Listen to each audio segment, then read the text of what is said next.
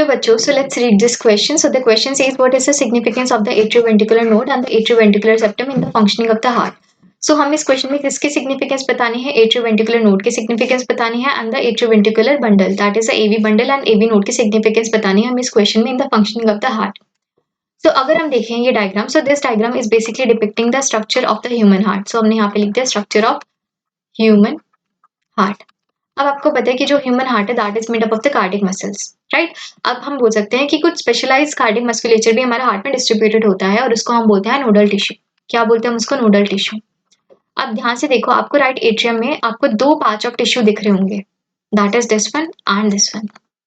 सो SAN और the sinoatrial node and the atrioventricular node, ठीक है, ये कहाँ पे प्रेजेंट है? हमारे राइट एट्रियम में. बट अगर हम ध्यान से देखें तो this sinoatrial node is present at the upper right corner of the right atrium and this atrioventricular node is present right atrium में तो है बट लोअर लेफ्ट कॉर्नर में है, lower left corner of the right atrium and it is located basically near the atrioventricular septum. So this AV node is located near the atrioventricular septum, right?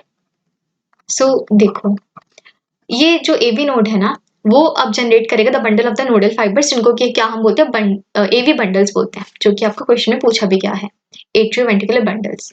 Okay, अब ये emerge कर जाएंगे at the top of the interventricular septum. So यहाँ पे emerge कर गए on the top of the interventricular septum और इन्होंने दो बंडल ब्रांचेस बना ली, बाइफर्केशन हो गया इनका.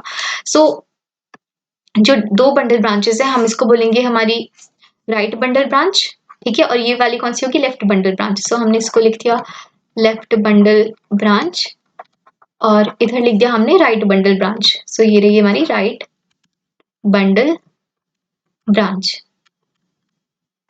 सो देखो अभी जो right and left bundle branches है, अब हम बोलेंगे कि ये जो वेंट्रिकुलर मस्कुलेचर में जाके कुछ माइन्यूट फाइबर्स ही जनरेट करेंगे, जिनको कि हम बोलेंगे पुरकिंजी फाइबर्स.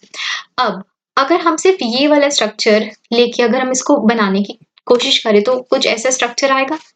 सो देखो अब अगर हम इसकी लेबलिंग करें, so this is going to represent the sinoatrial node that is a pacemaker, ठीक है, जो जनरेट करेगा एक्शन पोटेंशियल कितना? 70 to 75 एक्शन पोटेंशियल्स पर मिनट. ओके, इसके बाद में these are going to represent the internodal pathways. So these are going to represent the internodal pathways. इसके बाद में ये क्या है? ये हमारा AV नोड है.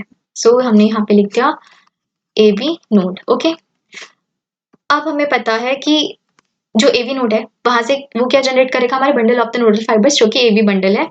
अब बेसिकली वो क्या करेगा? इंटरवेंट्रिकुलर सेप्टम में जैसे आएगा वो बाइफरकेट कर जाएगा, ठीक है, into the left and the right bundle branch. So ये वाली ब्रांच है हमारी राइट बंडल ब्रांच. सो ये रही हमारी राइट बंडल ब्रांच और अपोजिट साइड वाली कौन सी होगी? Left bundle branch. So this would be the left bundle branch. उसके बाद में हम बोल सकते हैं कि ये जो बंडल ब्रांचेस है these are going to generate some minute fibres, और ये माइन्यूट फाइबर्स को हमने क्या बोला? Purkinje fibres. हमने इनको क्या बोला? पुरकिंजी फाइबर्स बोला. अब देखो these Purkinje fibers along with the right bundle branch and the left bundle branch, हम उसको क्या बोलते हैं?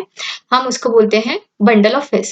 So these Purkinje fibers along with the left and the right bundles, it is termed as the bundle of His. So हमने यहाँ पे लिख दिया that is going to form the bundle of His. bundle of His मतलब कि हम बोल सकते हैं हमारे ये वाला part is going to represent the bundle of His. Bundle of His. अब ये जो आपको दिख रहा है this is basically representing the left posterior bundle. आप इसको मार्क नहीं भी करो तो भी चलेगा. सो अगर हम समझने की कोशिश करें कि हो क्या रहा है, तो हमें पता है कि जो साइनोएट्रियल नोड है दैट इज अ पेसमेकर, ठीक है, वो जनरेट करेगा हमारा एक्शन पोटेंशियल. उसने जनरेट की इम्पल्सेस, ठीक है, यहाँ पे जनरेट की. उसके बाद में फिर वो इधर हमारे लेफ्ट एट्रियम में भी यहाँ पे देगा इम्पल्सेस, ठीक है. इसके बाद में अब जो साइनोएट्रियल नोड है, ठीक है, जो फर्स्ट पार्ट ऑफ टिश्यू है उससे हमारे कहाँ पे चली जाएंगी वो इम्पल्सेस? हमारी AV नोड पे चली जाएंगी, ठीक है, वो AV नोड पे चली गई. इसके बाद में हम बोल सकते हैं वो फिर कहाँ पे जाएंगी? हमारी AV बंडल्स में जाएंगी, ठीक है. सो फिर वो AV बंडल्स में गई. उसके बाद में फिर जब वो इंटरवेंट्रिकुलर सेप्टम में आई तो फिर वो बाइफर्केशन हो गया और फिर हम बोल सकते हैं कि वो हमारी वेंट्रिकल्स में चली गई, ठीक है. तो अब भले ही हम बोल सकते हैं कि जो एक्शन पोटेंशियल जनरेट जो कर रहा है, जो पेसमेकर है, that is the sinoatrial node. So this is the pacemaker, ये रहा पेसमेकर। बट एवी नोड क्या है? हमारा पेस सेटर है, पेस सेटर। इसने क्या किया, वो इम्पल्सेस जो सैन ने दी उसको एम्पलीफाई किया, उसको इंटेंसिफाई किया, और कहाँ पे दी उसने? हमारे वेंट्रिकुलर मस्कुलेचर में। क्योंकि हमें पता है कि जो एवी नोड है उससे क्या बना, हमारा एवी बंडल बना, फिर हम बोलते हैं left and right bundle branch, and then it is going to generate some minute fibres जो कि पुरकिंजी फाइबर्स हैं, जो कि बेसिकली कहाँ पे डिस्ट्रीब्यूटेड है? हमारे वेंट्रिकुलर मस्कुलेचर में प्रेजेंट है, जिससे कि क्या हो जाएगा? हमारा contraction of the ventricles. Okay, so generate इसने किया, बट उसको इंटेंसिफाई किसने किया? ठीक है, उसको पहुंचाया किसने वेंट्रिकल से तक? So that is the AV node. ठीक है, तो यही है importance AV node and the AV bundles की। So I hope you understood it well, in all the best.